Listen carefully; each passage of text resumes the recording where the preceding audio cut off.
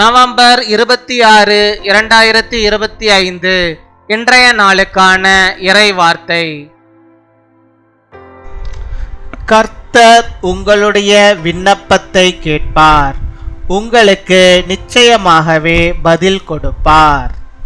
The Lord will hear your request. He will surely answer you. சங்கீதம் 121 அதிகாரம் 2 வசனம். Psalm chapter 121 verse 2.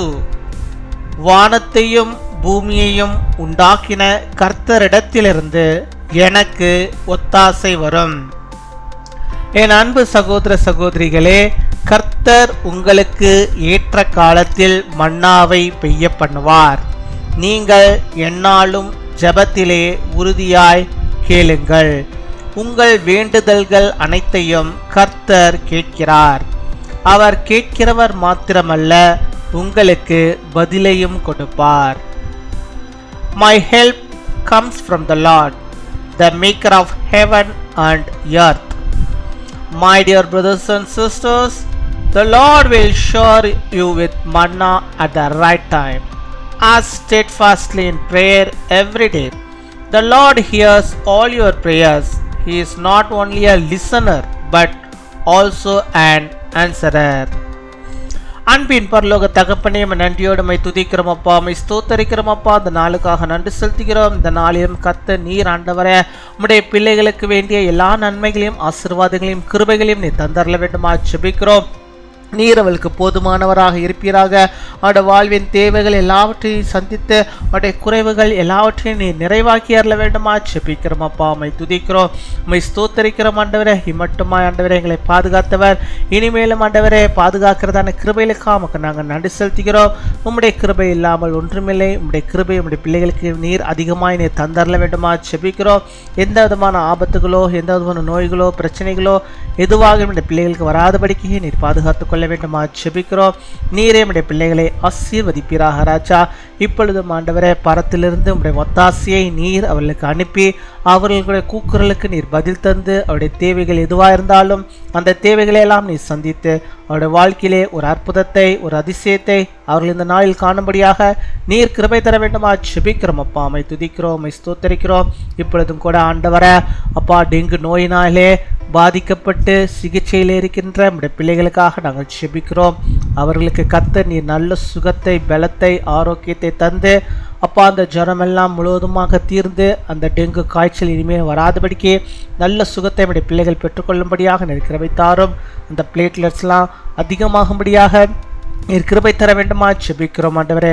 அதே போல் ஆண்டவரே மலேரியா நோயினாலே டைஃபாய்டினாலே பாதிக்கப்பட்டு அப்பா ஜெபித்து கொண்டே இருக்கிற நம்முடைய பிள்ளைகளுக்கு ஆண்டவர் நீர் அதிலிருந்து ஒரு விடுதலையை தந்து அவளுக்கு நல்ல சுகத்தை ஆரோக்கியத்தை நீ தந்தரல வேண்டுமா ஜெபிக்கிறோம்.